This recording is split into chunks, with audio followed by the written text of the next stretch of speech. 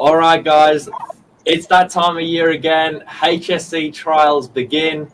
3 years ago, that was me. Now I'm a passionate real estate agent. I'm going to tell you what's the difference between now and then. Stay tuned.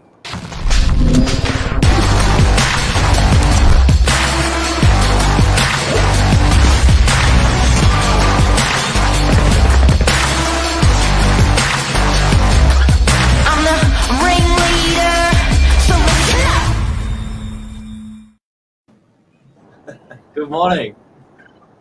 Oh, Billy Bob, the old man stuck in a young man's body. It's that time of year where the students of New South Wales become more stressed than any mortgage holder, than any professional in the workplace. They've been basically doing 13 years of prep for this moment. Yup. I had my daughter on the couch last night, and she was like a deer in headlights. Wasn't happy, wasn't sad, didn't know what to think. Yeah, I actually hated that time of year for year 12. It almost kind of ruined my my overall experience because it is so stressful. It definitely rubs off on the family. Your mum and dad have to lend an ear to this madness where you're prepping for your final exams or you're just beginning to start for your trials. And I think the first thing you're speaking about is the exam, and then the second thing you're speaking about is the result it may bring, and then the third thing is what are you going to do after.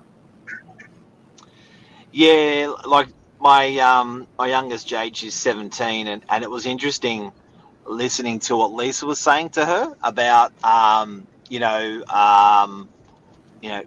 things like, don't worry, her requirement, she wants to be a nurse, so her requirement for a good ATAR is not heavy, but she's still freaking out. You can imagine kids that need to get a high ATAR score to get into their dream degree, how stressed they are. And like I was saying to Lisa this morning, like, we're actually not parents that are saying you need to get this particular percentage result. We're sort of like, look, as long as you're a happy kid, you just do what you can do. But you can imagine, being up the kids for, like, you must get more than 95 or 99 or whatever. And then we had my eldest daughter who did particularly well in her results, very close to 100, and she's there going, look, it doesn't really matter. She's been in the work out of school for 7 years now, and she's like, you know what, you said it doesn't really matter, don't stress. It's a really hard time for these kids. It's a really hard time. There's one thing worse than the HSC though, and that's sibling rivalry. When you have to try and match or beat what the older sibling has done in your pastime, that's so much worse. So I feel like that's added pressure. I do feel sorry for Jade. Well, we got into a debate, Shani, our eldest, and me, because Shani said the worst thing. She goes, it doesn't matter if you're not smart. I was like, hang on.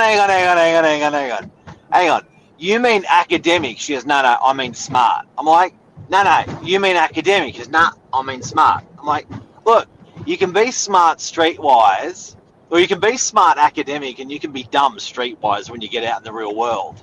So, and then there was this banter on about that, and it's just so and none of that's considered at the moment when these guys are doing their trials. It's just like, that's the score, that's success, that's the holy grail. You fall short of it, deal with it. It's like, oh no, there's more to it. It's tricky.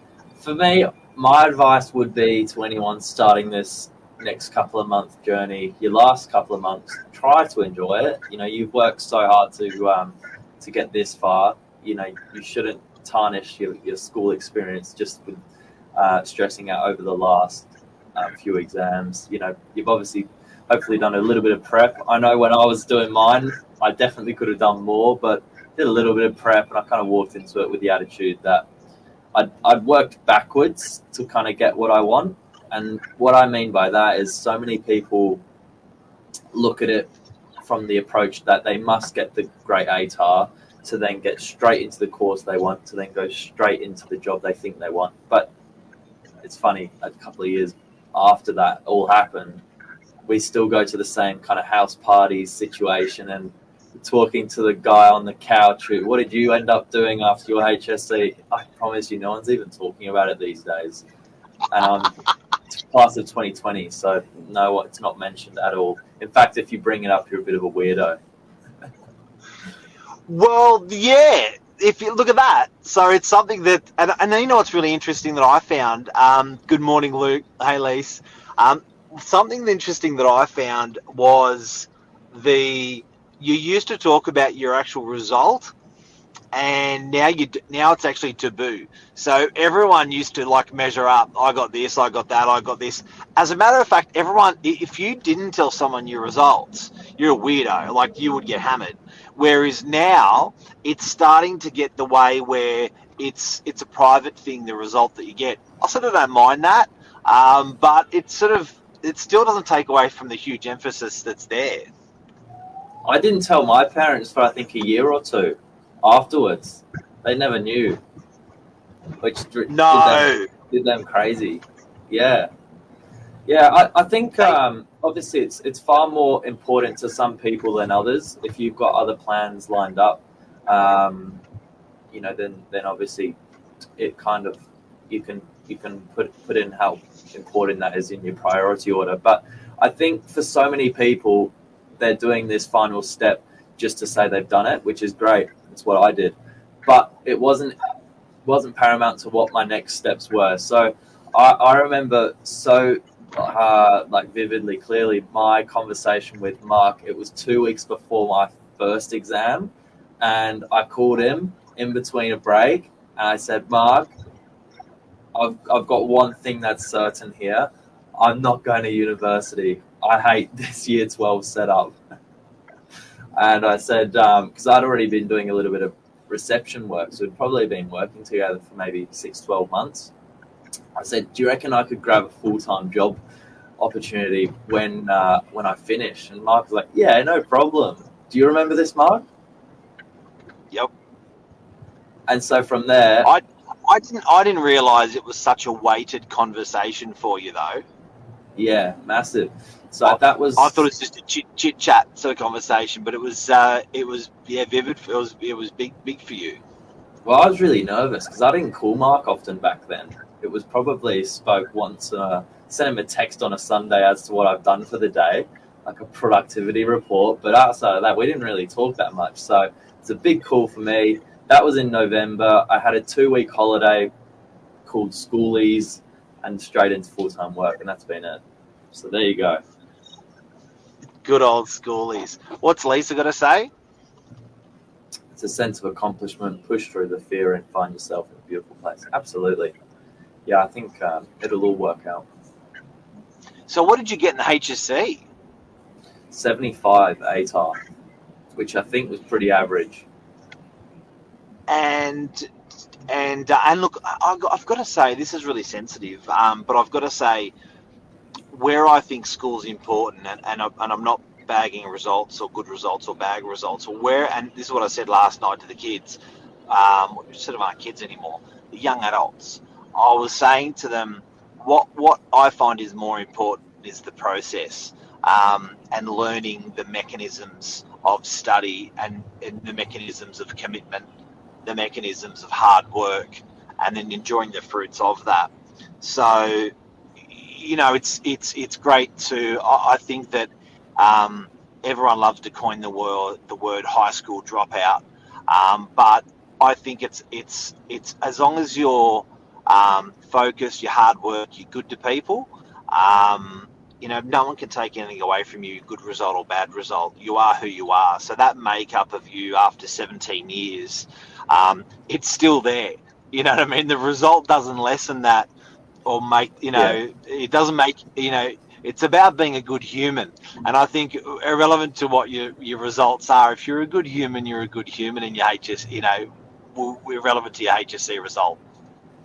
Well, that's my parents said you're only nervous because you actually care. It's so true. Like you just want to try and do the right thing by your parents, your teachers that put a lot of time into getting you there. So it's you just give it your best shot. It'll be fine. Do a bit of homework. As long as you're putting more into the world than you're taking out, life's going to be good. That's it. It's an easy formula, really. Very easy formula. But real estate, have a think about it. Have a think about it as a career. It's a great career. It doesn't just need to be a tie and collar job. It can be so many different parts to the industry. We've got valuations. Interestingly, 67% of real estate agents work in a capital city in Australia. A lot of it is 50-50 on gender. So there's heaps of women to men across the industry wide. I think some sectors are a little bit more sort of skewed, but there's a huge mix, lots of ages. There's no sort of age limit on getting into the industry. It's very, very easy to get your initial credentials and then build on that. So it's a nice pathway of which the government is actually, at the time I finished school, sort of helped people upskill themselves. So there's some great grants on the table. Just look into that, and you can sometimes get your course or your certificate paid for, like a traineeship, kind of like an apprenticeship, but in the office version. Some cool opportunities. Just got to have a look out there for them. And you know what? I think most importantly, the advice I can give to people in year 10, 11 and 12 is whatever you apply yourself to, have a go at that before you apply yourself to that. So, Billy, I think, how old were you and what year were you in when you started trialing real estate and doing like Saturday reception work and stuff? Yeah, I did year 10 work experience, actually somewhere else, not Novak, but it was too far away to get to consistently. So then found Novak because it was close to home. So that was 16, 17, and then just built on that. Yeah, so guys, kids out there, year 9, 10, 11, get out there, get a part-time job in an industry that you like. It may be really hard, but ask around, talk to family, see if they can help to get you in, and then try different sort of faculties or whatever they call it. Try different industries and different things and say, okay, I like that, I don't like that. That's what you study for. Yeah, ask around. I think people are generally happy to help, right? Because everyone has either got kids or know family that's got kids that have done the same thing. So everyone's had to do it at some point. Big time. HSC trial examinations, 2 weeks time. Good luck, kids. And don't forget to enjoy the ride and what's happening around you. It's a beautiful time at school. I think it's 13 years of school all over in 7 weeks. It goes so quick. And then I reckon 2 weeks after it's done, not talk to that anymore.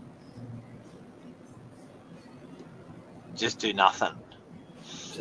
Lisa said she only worked out what she wanted to do at 46. There you go. Ain't that the truth? Great topic. See you later, guys. Take care, Billy Bob. Thanks, guys. Hope this can help someone out there. Love you. See ya. Bye. Bye.